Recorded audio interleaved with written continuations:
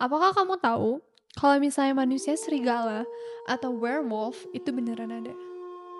No, I didn't know that. Kok bisa sih aku mengatakan hal seperti ini?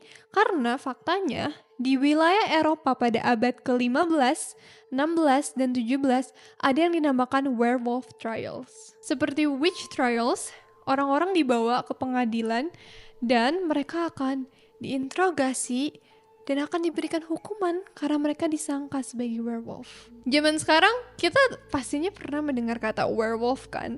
Dari cerita-cerita, bahkan sosoknya itu kalau misalnya kamu baca novel-novelnya itu diromantisasikan. Banyak orang membuat cerita fantasi dengan werewolf, di mana werewolf itu adalah peran laki-laki yang banyak disukai.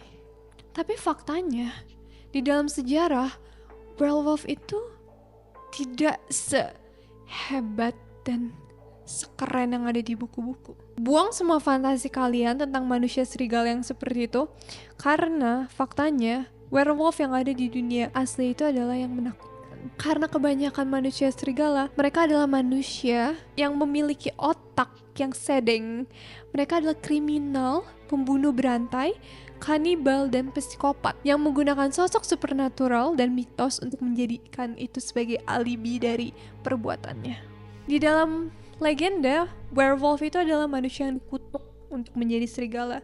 Tetapi di dunia nyata, werewolf adalah kutukan bagi masyarakat.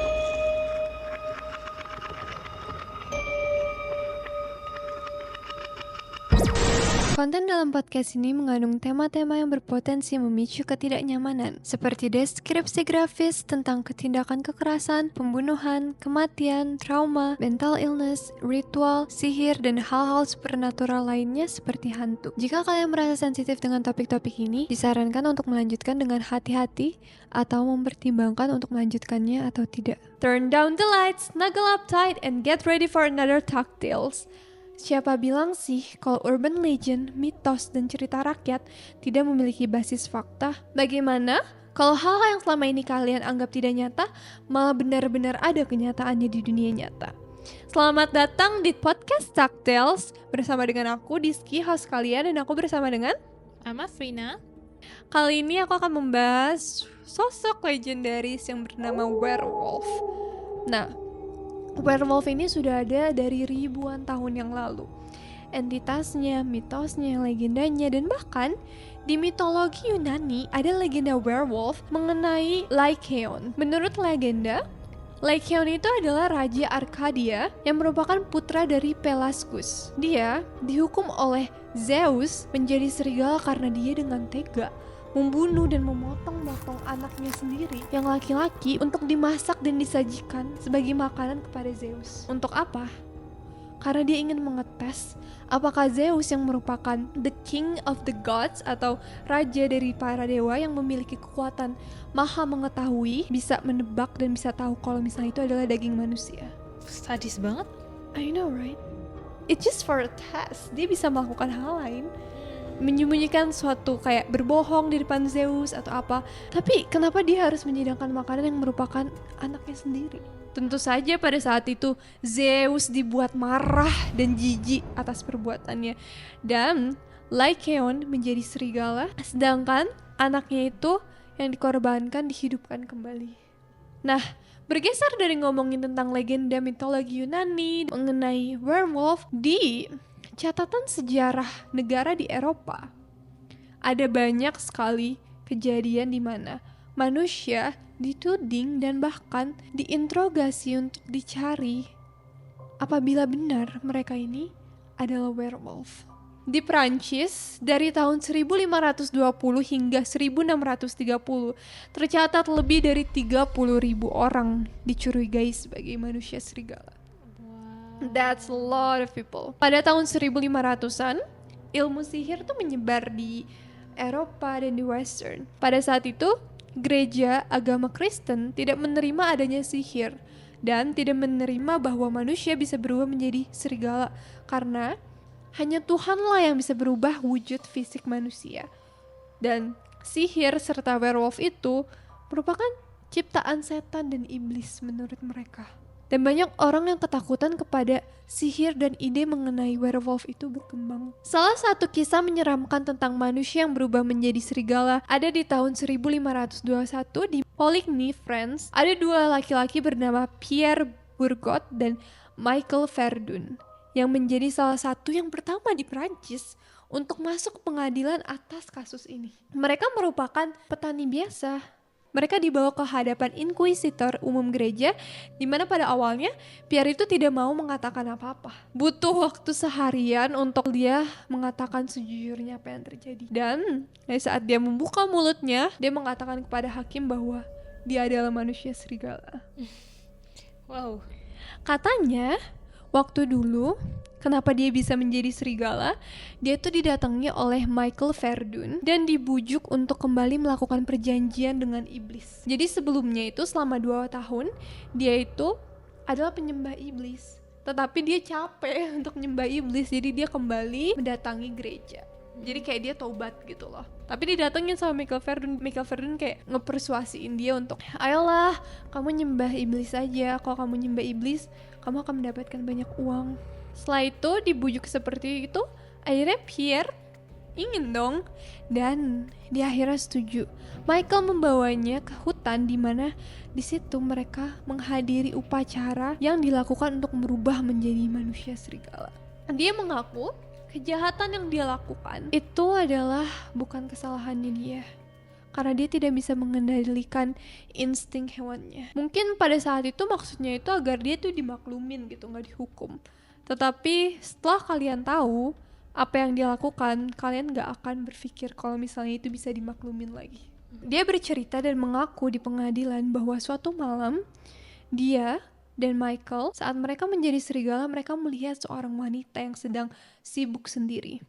Dan kemudian mereka menyerang wanita itu, mencabik-cabik habis badannya hingga wanita itu tewas. Bukan cuma di situ aja, tetapi mereka juga menyerang seorang anak laki-laki berusia 7 tahun. Dan kalau misalnya dibayangin ya, bentuk wujud jasadnya itu seperti mereka benar-benar diserang dan dimakan oleh serigala. Pierre juga mengakui bahwa dia dan Michael tidak sengaja membunuh dan memakan seorang gadis berusia 4 tahun. Mereka memakan gadis itu hingga hanya lengannya saja yang tersisa.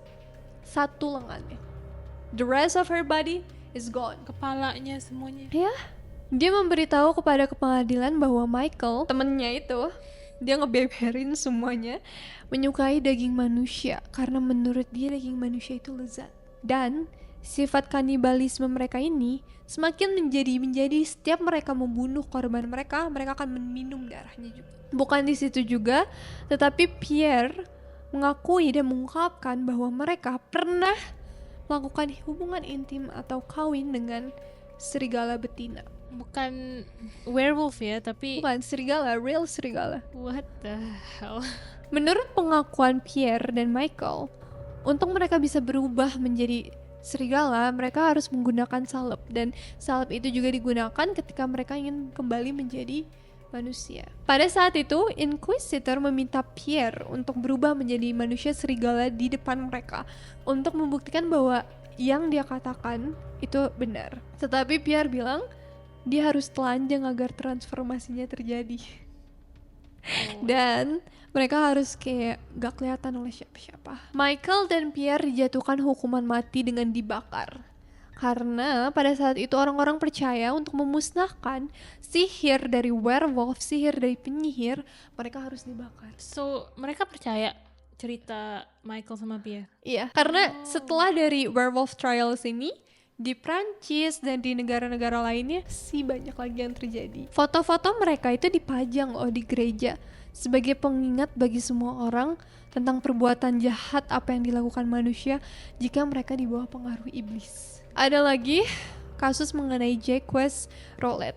Pada tahun 1958, ada 2 pemburu atau hunter yang menemukan 2 serigala lagi memakan tubuh seorang anak laki-laki berusia 15 tahun di hutan. Dan mereka akhirnya mengejar serigala-serigala itu ke dalam hutan.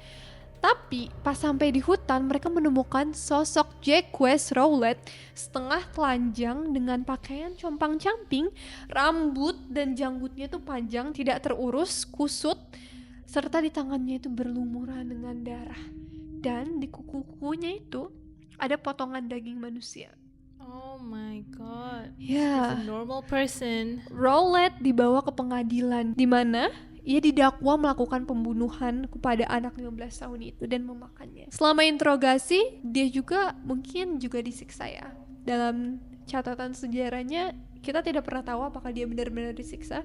Tetapi Jacques Rowlett mengklaim bahwa dia telah menjadi manusia serigala sejak menggunakan salep yang menjadi peninggalan orang tuanya beberapa tahun yang lalu. Dan ternyata dia juga mengakui bahwa pembunuhan anak kecil 15 tahun itu bukan hanya satu-satunya, dia telah membantai beberapa orang lainnya. Kasus lainnya terjadi dan ini dilakukan oleh seorang anak yang waktu itu bahkan usianya belum menginjak 14 tahun. He is still a teenager. Dia juga dijuluki sebagai anak manusia serigala. Dia bernama Jean Grenier. Ia ditangkap pada tahun 1603, meskipun pada saat itu dia tuh belum dewasa secara fisik dan dia memiliki keterbelakangan mental. Ia tetap mengakui bahwa dia adalah ulah di balik hilangnya anak-anak lain dan bahkan salah satunya adalah bayi. Garnier mengungkapkan pengakuan bahwa dia telah membunuh dan memakan 50 orang, seorang anak yang merupakan 14 tahun. Can you imagine? That's crazy. Di Jerman ada kasus terkenal mengenai werewolf trials yang bernama Peter Stamm, seorang petani berusia 50 tahun. Katanya dan pengakuannya dia membuat perjanjian dengan iblis. Ia tuh gak mencari kekayaan, tapi yang dia inginkan adalah kemampuan untuk berubah menjadi werewolf. Kejahatan yang dia lakukan itu benar-benar kejam. Dia membunuh 16 orang, 13 diantaranya adalah anak-anak, dan dia membunuh yang salah satunya juga adalah putranya sendiri. Peter juga mengakui di pengadilan itu. Ini maaf banget, ini agak sedikit triggering. Dia telah memperkosa dan membunuh 2 wanita hamil dan setelah mereka meninggal, dia merobek perut wanita itu dan memakan bayi yang ada di perutnya. Oh my god. Dan yang paling parah adalah dia bilang dia pernah melakukan hubungan seksual dengan anak putri kandungnya sendiri. What a disgusting man. I know.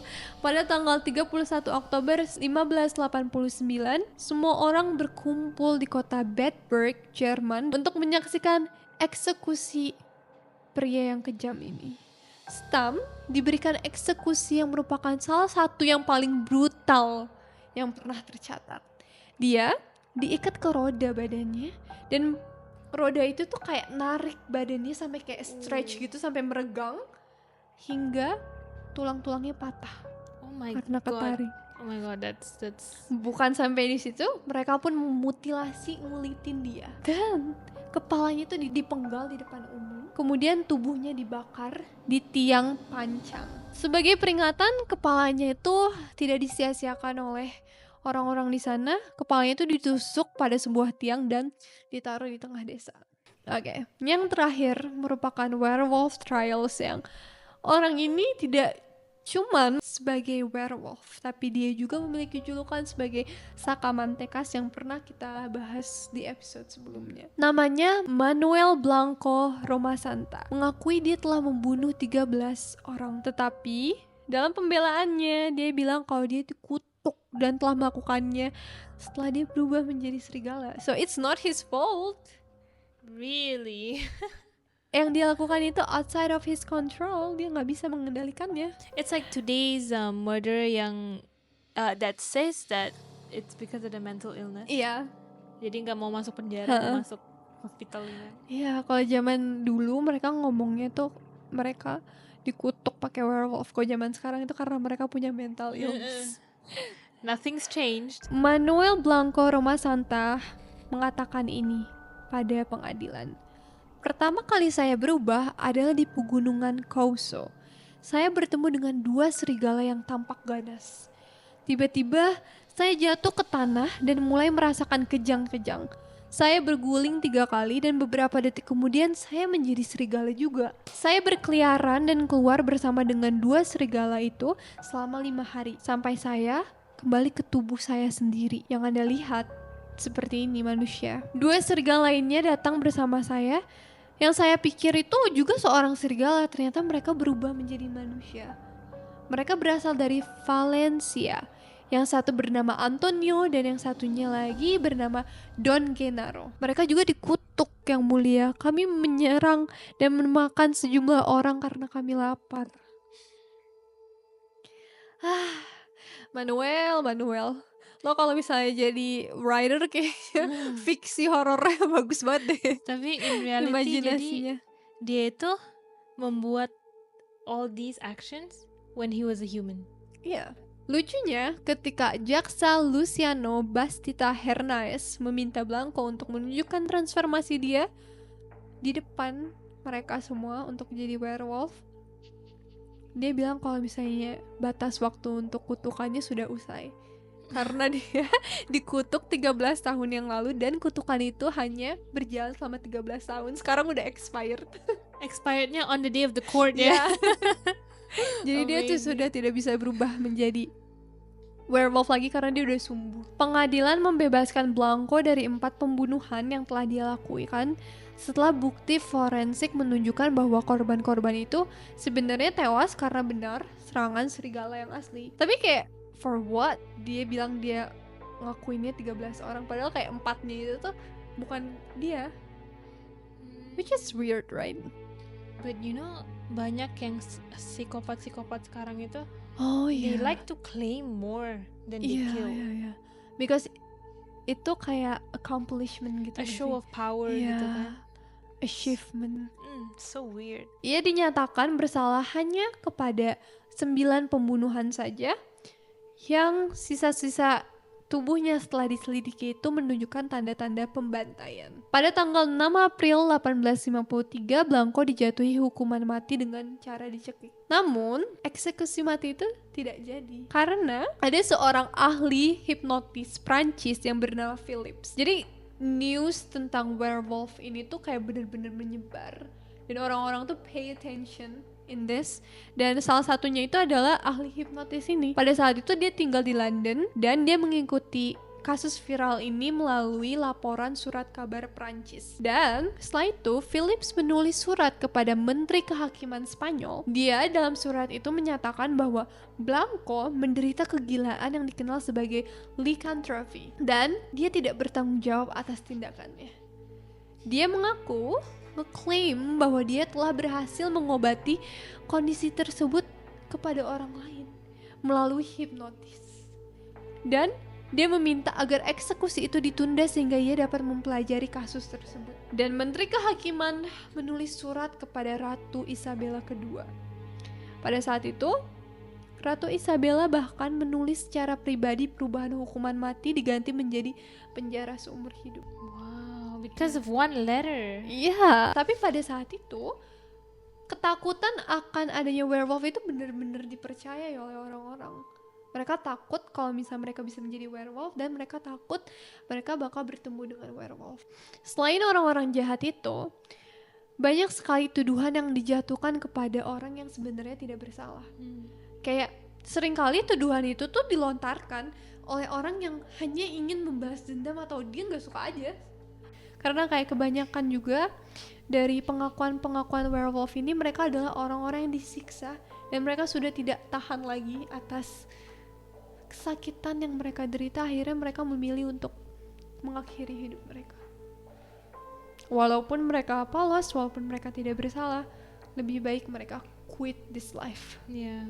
And that's it from me, guys. Gimana menurut kalian? Ternyata werewolf yang saat ini banyak sekali di culture kita, di film-film, buku yang kita baca, yang menghibur kita adalah sesuatu yang kelam ya di sejarah. Segitu aja dari kita. Kalau kalian suka dan ingin tahu cerita-cerita seperti ini mengenai sejarah kelam yang pernah terjadi, misteri, horor, mistis, urban legend, kalian bisa nonton dan dengerin podcast kita Tales di platform-platform podcastnya seperti Spotify, Apple Podcast, dan ada juga di YouTube. So, tune in ya guys, setiap hari Selasa dan hari Jumat. Bye! Bye-bye!